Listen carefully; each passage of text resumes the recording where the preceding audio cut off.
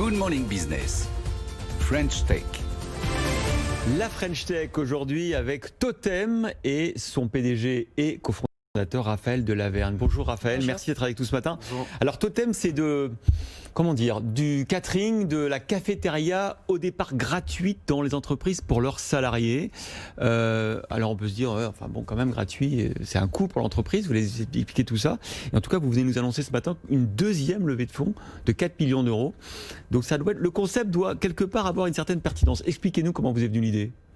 Alors c'est assez simple, l'idée elle nous est venue pendant notre dernière année d'études, on était à San Francisco, on a vu des modèles comme Google Food, on a vu un peu l'évolution des bureaux aux États-Unis et on s'est rendu compte que dans le concept de Google Food, en fait, il y a par exemple pas un bureau de travail à plus de 50 mètres d'une cafétéria conviviale et gratuite.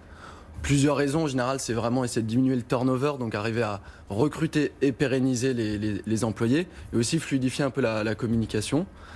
Et du coup, nous, on s'est dit que ce principe-là, il devait pas être que chez Google, mais il fallait le rendre accessible en fait à toutes les entreprises. Vous avez différents algorithmes qui s'adaptent par exemple à la taille de l'entreprise et au nombre de salariés à satisfaire. Alors nous, on a aujourd'hui développé une partie gratuite, et sur cette partie gratuite, le but, ça va être d'aider l'entreprise en fonction de son effectif à trouver les bonnes quantités pour la semaine.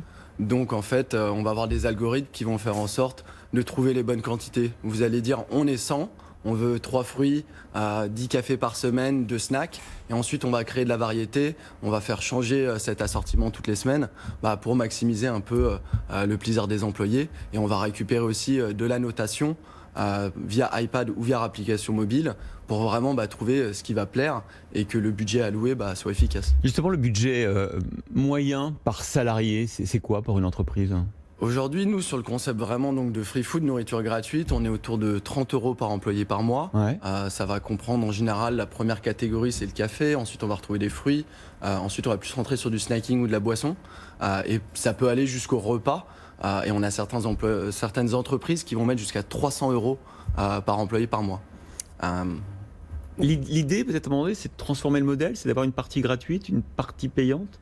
Exactement. Pour nous, ce qui est vraiment intéressant, c'est de créer pas une cafétéria, mais créer un magasin. C'est-à-dire qu'aujourd'hui, on est rentré même sur le segment alimentaire, mais on n'a pas vocation à rester que sur le segment alimentaire.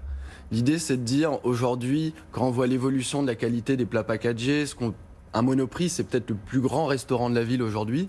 Donc nous, on va prendre les meilleurs produits, on va les sourcer et on va les mettre à disposition. L'entreprise choisit ce qui est gratuit, ce qui est payant.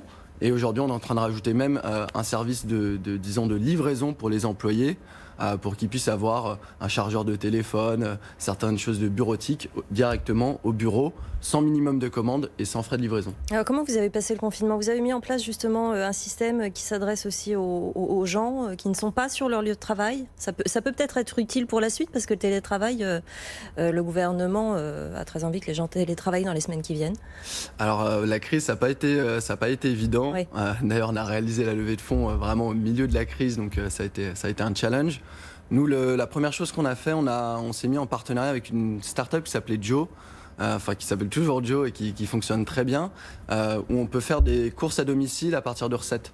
Donc on a sourcé 600 produits à ce moment-là et on a livré plus de 1000 commandes en fait en B2C, donc directement au domicile. Aujourd'hui, on l'a arrêté fin de confinement, mais c'est une expertise qu'on sait faire.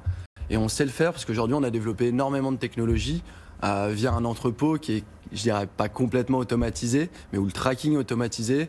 On va avoir 4 chariots connectés, on va avoir des balances pour vraiment vérifier les quantités, des QR codes. Enfin, on a vraiment créé une infrastructure technologique. Est-ce que la cafétéria et le café gratuit dans l'entreprise, c'est un cheval de Troie pour ensuite effectivement développer tout un système de service, ou est-ce que ça reste toujours le core business ? Est-ce que finalement votre activité, c'est plus dans le contrat que vous signez avec l'entreprise, ou c'est vers les services annexes que vous décrivez ? Nous, le but, c'est vraiment de développer cette vision de magasin et d'arriver, en fait, finalement, quand un livreur va aller dans un bureau, plus il livre, plus cette livraison, elle est valorisée. Donc, quand aujourd'hui, un livreur vient livrer des fruits tous les jours, c'est absolument absurde, même d'un point de vue écologique, de ne pas proposer plus de services. Donc, nous, on utilise vraiment ce canal, on vient livrer le bureau tous les jours, on vient créer un espace convivial, on vient créer cette confiance. Et le but, c'est vraiment de le valoriser. Très rapidement, comment vous choisissez vos marques ? Sur quels critères ? Alors, je dirais qu'il y a deux parties. On a vraiment, dans un pôle achat et marketing, des marqueurs d'offres assez forts. Donc, on a 50% aujourd'hui de notre CA qui vient de produits bio. On va avoir pas mal de produits locaux. Et après, il y a tout un autre pan qui est plutôt technologique, qui est la data. Comment, via la data, on va trouver les bons produits en fonction des feedbacks des utilisateurs. Et chaque utilisateur peut aussi nous demander de rajouter des produits qu'on va essayer de prioriser pour trouver le meilleur assortiment. Voilà, et donc Samaeta Venture, Tecton Venture et Maki Venture vous ont fait confiance pour cette nouvelle levée de fonds de 4 millions d'euros. Merci Raphaël Delaverne, PDG et cofondateur de Totem, d'avoir été avec nous ce matin.